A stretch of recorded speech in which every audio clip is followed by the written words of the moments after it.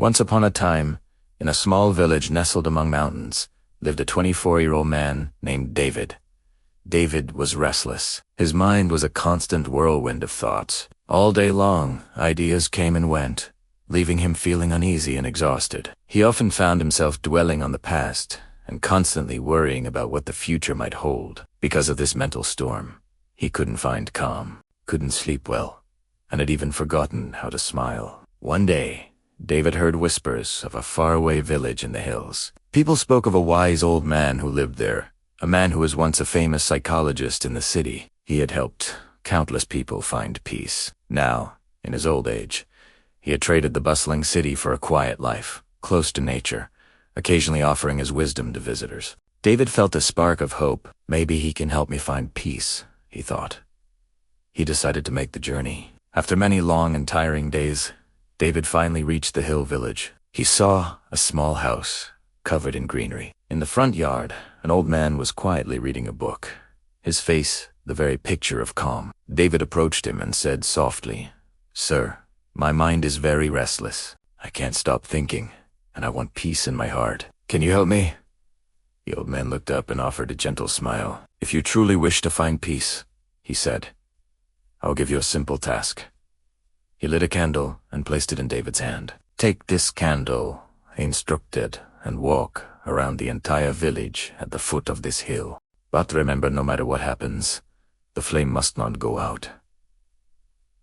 David accepted the challenge. He held the candle carefully and began his walk through the forested, hilly area. A gentle breeze was blowing, and the flame flickered, threatening to extinguish. At times, strong gusts of wind made it nearly impossible to keep the flame alive. David shielded the candle with his other hand, bending low and walking slowly. His entire focus was on protecting that fragile light. He didn't see the glowing sunset filtering through the trees. He didn't hear the rustling leaves or the songs of the birds flying home. He paid no attention to the people or the activities in the village around him. His mind was fixed only on the flame. At last, after a long walk, David returned to the old man. His face was tired, but his eyes shone with relief. "Venerable sir," he said, "I did it. The candle is still burning." The old man smiled and asked, "Good. But tell me, did you see the colors of the sunset? Did you hear the music of the forest? Did you notice the birds returning to their nests or the people in the village?" David shook his head. "No, sir. I saw and heard nothing. I was only protecting the flame."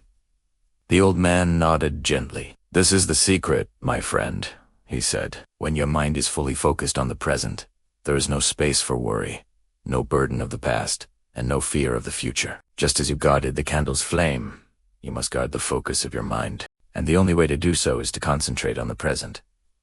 He continued, "Don't dwell on what has been or worry about what might be. Leave it all to the universe. That is how the mind becomes calm. The peace you are looking for is not outside. It is already inside you. You just have to recognize it." Slowly, the meaning of his words dawned on David. He understood that peace isn't something you find. It's something you uncover within yourself when you learn to live in the present moment. David bowed his head and said softly, "Sir, now I understand. If I want to calm my mind, I must live in the present. That is where real peace comes from." The old man smiled again. With these words of wisdom in his heart, David started his journey back to his village. The sun was setting, its last rays gently touching the earth. Birds were returning to their nests, and a soft breeze was blowing. But this time, David was truly experiencing every moment. He was no longer the same restless young man. A new calmness now lived within him, for he had discovered the secret of guarding his inner flame. If we look at our own lives, we might find that, like David, many of us spend our days lost in memories of the past or fears of the future. We carry regrets that hurt us and worries that tire us, forgetting that life isn't happening yesterday or tomorrow,